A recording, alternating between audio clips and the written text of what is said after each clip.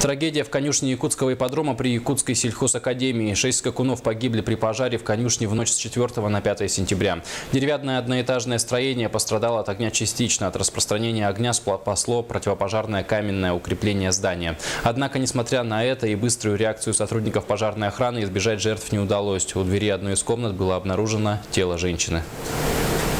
На месте пожара в бытовой комнате возле входной двери был обнаружен труп, предположительно женского пола, и личность устанавливается.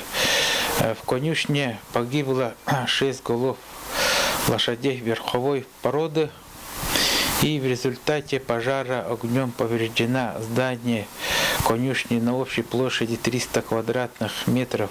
Спасено вторая часть здания конюшни и 21 голов лошади. По причине пожара предположительно явилось неосторожное обращение с огнем.